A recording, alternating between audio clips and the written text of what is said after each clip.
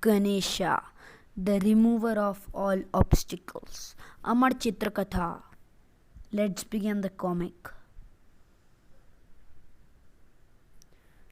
One day, Parvati, Shiva's wife, posted Nandi as his Gana at the door to her palace. Gana means attendant. I am going to have my bath. Do not let anyone enter and disturb me. A little later, Shiva came there. Nandi was in a confusion. What should I do? How can I stop him from entering his own home? Shiva entered the palace and strode into the inner rooms. My lord here, but Nandi has told. My lord here, but Nandi has told. Nandi has disobeyed me. You may be my husband, but he had no right to let you enter. Shiva was amused, but Parvati was annoyed. I must have a Gana of my own who will obey me alone. She spoke to her friends about it. You are right. None of the Ganas can really be called your own. One of them had an idea. Why don't you create a Gana who will obey first to you? A good suggestion. I shall. She gathered the saffron paste from her own body and created a boy. When she finished, she gazed in admiration at her own creation. How handsome he is! How strong he looks! She decked him with ornaments and blessed him. Then, you are my son, my very own son. I have none else to call my own. Command me, mother, what should I do? Take this stuff and follow me. She led him to the door. Stand here and let no one enter without my permission. A little later, who could that boy be? I have never seen him before. To Shiva's astonishment, the youth barred his way. Halt! No one enters without my mother's permission. Shiva was taken aback. Foolish boy, do you know who I am? Move out of my way. Without uttering a word, the youth struck Shiva with his staff. Shiva was furious. Fool, I am Shiva, Parvati's husband. How dare you forbid me to enter my own home? But the youth only raised his staff and hit Shiva once again. Shiva turned to his Ganas. Who is that fool? What is he doing there? Throw him out and report to me. Shiva left and the Ganas turned upon the youth. Get away with you, or you will receive a taste of my valor. You get away from here if you value your life. You seem to forget that we are Shiva's Ganas. The youth stood still for a while. He was puzzled. Shiva is my mother's lord. What should I do? Should I fight them or shouldn't I? Meanwhile, indoors, Parvati had heard the commotion. She sent her friend out. Please find out what that noise is all about. The friend soon returned. They are threatening your son. Please don't allow them to lower your prestige. Parvati hesitated for a moment. Shiva is after all my husband. But why did he try to force his way in? Let what has to happen, happen. She sent the friend out once again. Tell my son not to give in to anyone. The friend came out. Gentle sir, your mother says that you should not let anyone to enter. The boy was no longer in doubt. He turned to the Ganas. I am the son of Parvati. You are the Ganas of Shiva. You must carry out his orders, and I, hers. I repeat, Shiva shall not enter without my mother's permission. Now the Ganas were doubtful. He is Parvati's son. What should we do? Would Shiva still want us to throw him out? They reported to Shiva, Lord, it is Parvati's own son who refuses to let you in. Alas, Parvati, you have gone too far. You have left me with no alternative. If I tell my Ganas to withdraw, it will be said that I was subservient to my wife. My Ganas will have to fight them. He turned to his Ganas. All of you are my own, including Parvati's son, so a battle may not seem proper to you. But if we don't accept the challenge, we may be misunderstood. Go, fight, and defeat him. It should be easy. So the Ganas, fully arrived for war, went back to the boy. He was amused when he saw them. I, a mere boy, carrying out my mother's orders. Welcome, you, the leaders of Shiva's orders. The Ganas rushed at him. Nandi grabbed his legs, but ha! That's better. Ah! Then the boy seized an iron club, wielded it about. My chest! He hit my knees. Ah! My head! Out of my way. I cannot move, my legs are broken. Many of the Ganas fell. The rest fled as fast as they could. The boy once again took his post at the door. Meanwhile, when Brahma, Vishnu, and Indra heard the uproar, they talked the matter over the sage Narad. Go to the Lord Shiva, he may need you. They went accordingly and bowed before Shiva.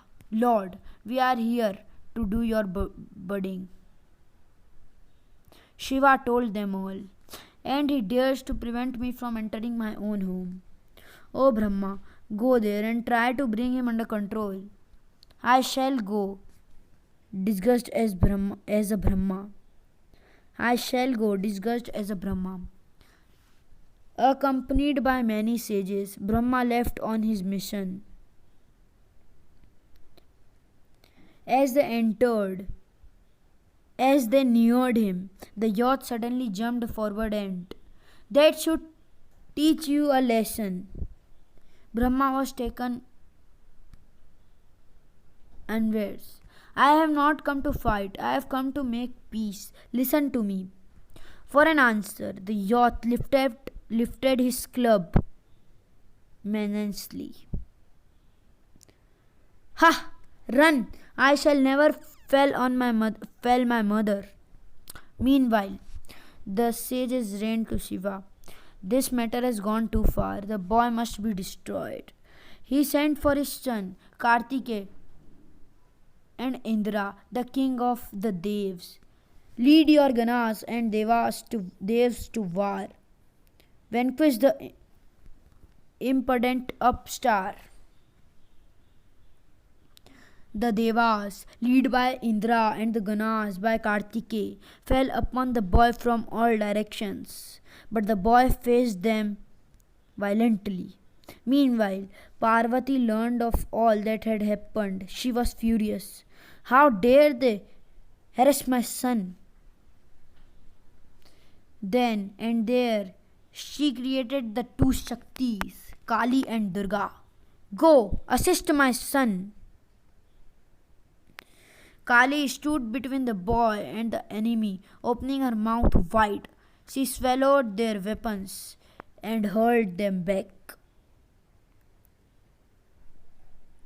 Durga took the form of lightning and destroyed the enemy's weapons before they could reach the boy. Between the two of them, they did not let a single weapon come anywhere near the boy's swinging club.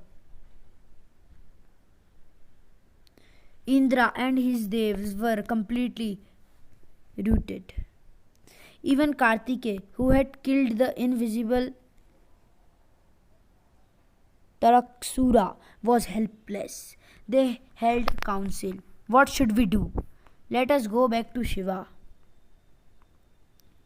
O Lord, we have seen and heard of many battles, but never have we seen or heard of such a warrior. Their praise only inflated Shiva. I will have to kill him with my own hands. Shiva thundered out, followed by all of them.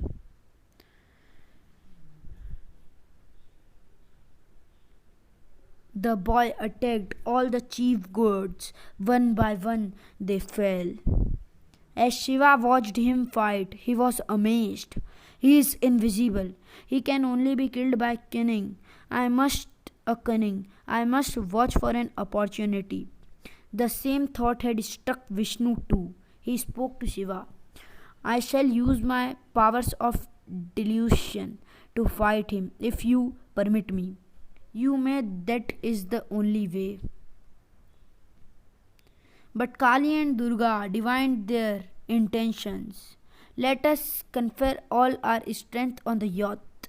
Then even Vishnu's Maya will prove ineffectually. What should we do?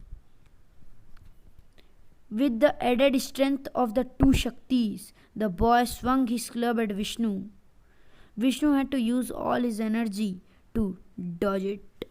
Shiva saw his plight and charged with his strength. But Shiva took up his bow. The boy dashed it to the ground with his club. No wonder my Ganas were helpless. The next moment, he's back. The boy lifted his club, but it was cut in two by Vishnu's discus. The boy hurled the piece that was left in his hand. But Vishnu's mount, Garud, caught it and protected his master. Then, as the boy picked up his staff to hit Vishnu, Shiva came up from behind and cut off his head. For a moment, all on the scene stood still, their gaze fixed on the violent hero. Then the Devs and the Ganas became jubilant. But Shiva was troubled. Alas, what have I done? How shall I face Parvati? He was created by her. That made him my son too. Meanwhile, when Parvati learnt of her son's death, my son was killed by unfair means. For this the Devs and Ganesh shall all die. Out of her fury, she created hundreds and thousands of Shakti. O mother, what is your command? Destroy all the Devs and Ganas. Devour them. The Shaktis immediately set about carrying out her command. Brahma and Vishnu were terrified. Parvati must be appeased.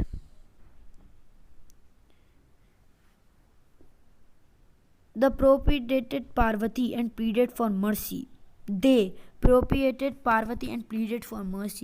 O great goddess, have mercy on us. We shall accomplish whatever you ask of us. Forgive us. I will, but my son must regain his life and must have an honorable status among you. They went to Shiva and put Parvati's conditions before him. It shall be done for the sake of peace and happiness. Go north, bring the head of the first creature that crosses your path. Fit that head on the boy's body and it will come to life. It was a single tusked elephant that met them.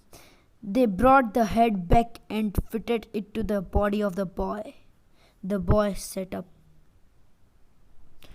Delighted, they showed him to Parvati, but she was only partially appeased. What about his status? At that moment, Indra and the other gods led Shiva to her. Shiva bowed before Parvati. Forgive me, Parvati. Arrogance is characteristic of the male. This violent youth shall be another son of mine. Then Shiva placed his hand on the boy's head. Even as a mere boy, you showed great valor. You shall be Ganesha, the presiding officer of all my Ganas. You shall be worthy of worship forever. You shall also be called Vigneshwara, the queller of obstacles. The queller of obstacles. Shiva and Parvati once again began to live happily in their adobe at Mount Kailash, delighted by the presence of their two sons. To this day, before any venture is undertaken, it is Ganesha who is invoked and whose blessings are sought. The end of the story.